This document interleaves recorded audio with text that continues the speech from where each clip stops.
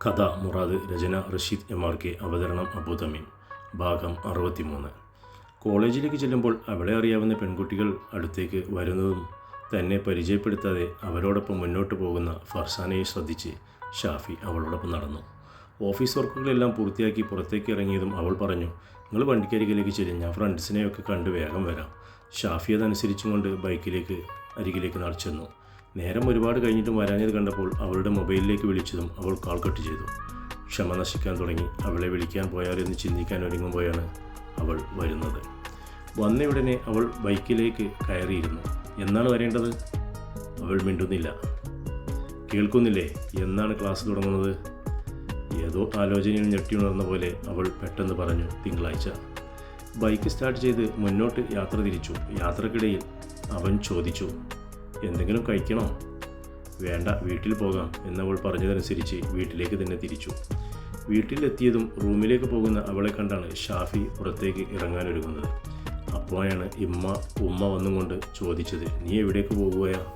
പുറത്തുനിന്ന് പോകാം, ചെറിയൊരു ആവശ്യമുണ്ട്. എന്തിയമ്മ, എന്തേലും വാങ്ങാനുണ്ടോ? ഞാനും ഇപ്പോഴും ഹോസ്പിറ്റലിൽ പോയിരുന്നു. എനിക്ക് തീരെ സുഖമില്ല. തലൻ്റെ ഉള്ളിൽ സഹിക്കാൻ വയ്യാത്തൊരു സഞ്ചാരമാണ്.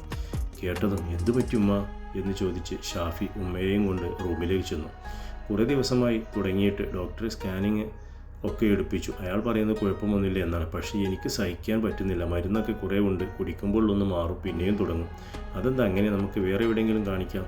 അറിയില്ല മോനെ, അയൽവാസി ഹാജറത്താത്ത പറഞ്ഞത് ഈ വീട്ടിൽ എന്തോ പ്രശ്നമുണ്ടെന്നാണ്. വീട്ടിൽ എന്ത് പ്രശ്നമോ? അറിയില്ല, ആരെങ്കിലും എന്തെങ്കിലും ചെയ്തതോ എന്നൊക്കെയാണ് പറഞ്ഞത്. ഇവിടെ ആർക്കാ അങ്ങനെയുള്ളതിലൊക്കെ വിശ്വാസം? ഷാഫി ആ മറുപടി ശ്രദ്ധിക്കാതെ, അങ്ങനെയൊന്നും ചിന്തിക്കേണ്ട, നമുക്ക് നല്ലൊരു ഡോക്ടറെ കാണിക്കാം.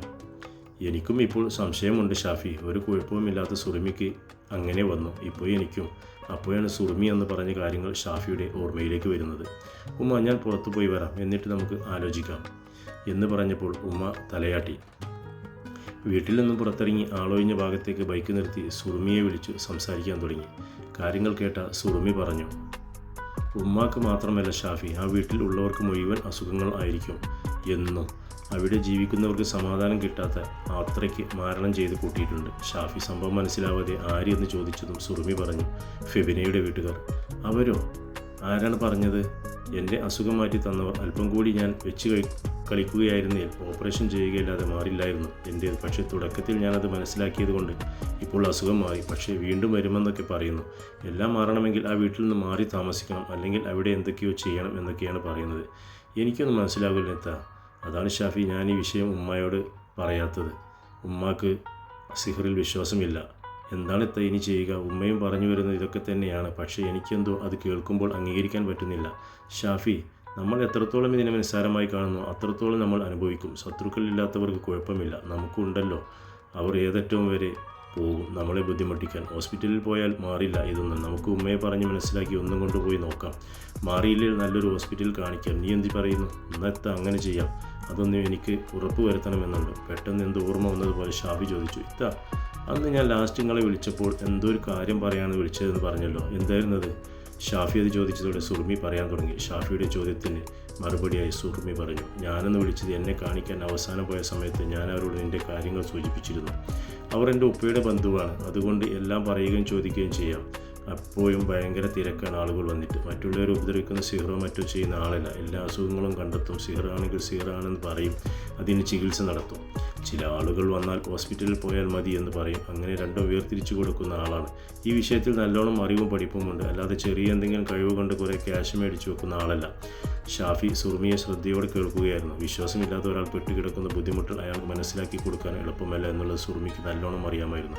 അതുകൊണ്ട് തന്നെയാണ് പെട്ടെന്ന് കാര്യങ്ങൾ പറയാതെ എന്താണ് സംഭവങ്ങളെന്ന് സുറുമി വിശദമാക്കി പറയുന്നത്.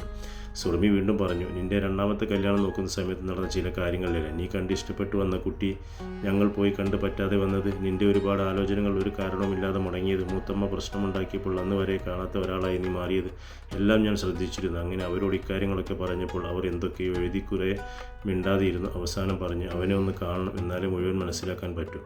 ആളൊരു കെണിയിൽ പെട്ടിട്ടുണ്ട് എന്ന് പറഞ്ഞു. ഞാൻ നിനക്ക് ഇതിലൊന്നും വിശ്വാസമില്ലെന്ന് നീ വരില്ലെന്ന് പറഞ്ഞപ്പോൾ അവർ നിന്നോടൊരു കാര്യം ചോദിക്കാൻ പറഞ്ഞു. നിൻ്റെ കാലിൻ്റെ മുട്ടിന് താഴെ 2 കാലിലും ഒരു കറുത്ത പാട് ഇടയ്ക്കിടയ്ക്ക് മാത്രം അത് വല്ലാതെ ചൊറിഞ്ഞുണ്ടാവാറുണ്ടോ എന്ന് ചോദിക്കാൻ പറഞ്ഞു. അത് ചോദിക്കാനാണെന്ന് ഞാൻ വിളിച്ചത്. പക്ഷേ ഫർസാനെക്കുറിച്ച് നീ പറഞ്ഞതും നിൻ്റെ ഇപ്പോഴത്തെ അവസ്ഥ പിടി കണ്ടപ്പോൾ അപ്പോൾ ആ വിഷയം പറയാൻ നീ ശ്രദ്ധിക്കില്ല എന്ന് തോന്നി. അതാ അന്നത് പറയാത്തത്. സുറുമി കാര്യങ്ങൾ പറയുമ്പോൾ ഷാഫി കാലുകൾ അടുത്തിലെ കാണാൻ തുടങ്ങി കറുത്ത പാട് നോക്കുകയായിരുന്നു. എന്നിട്ട് അവൻ പറഞ്ഞു, അയാൾ പറഞ്ഞത് ശരിയാണ്, 2 കാലിലും അവർ പറഞ്ഞ പാടുണ്ട്. ഞാനത് സ്കിൻ ഡോക്ടറെ കാണിച്ചു, മരുന്ന് കുടിക്കുന്നുണ്ട്, ഒരു മാറ്റവുമില്ല, ഇതുവരെയല്ല, മടക്കിടക്ക് മാത്രമല്ലാതെ ചൊറിച്ചിടപെടും. അപ്പോൾ പുരട്ടാൻ ഒരു ഓയിൻമെൻ്റ് ഉണ്ട്, അത് തേക്കും, അപ്പോൾ ഒരു ആശ്വാസം കിട്ടും. കൂടുന്നതെന്നല്ലാതെ കുറഞ്ഞില്ല.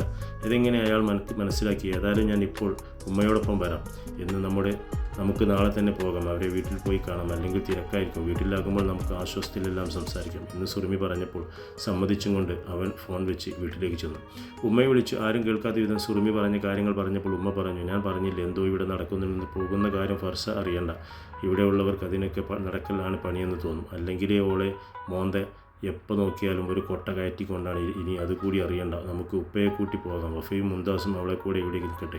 അങ്ങനെ മതി ഉമ്മ, നാളെ തന്നെ പോകാം. സുറുമിത്ത് അങ്ങോട്ട് വരാമെന്ന് പറഞ്ഞിട്ടുണ്ട്. ഉമ്മയോട് കാര്യങ്ങൾ സംസാരിച്ച് തീരുമാനിച്ച ശേഷം ഉമ്മക്കരികിൽ നിന്നും എഴുന്നേറ്റ് റൂമിലേക്ക് ചെന്നപ്പോൾ ഫർസാന ഷാഫിയെ കാത്തിരിക്കുന്നു. മറ്റൊരു കാര്യം പറയാനായി.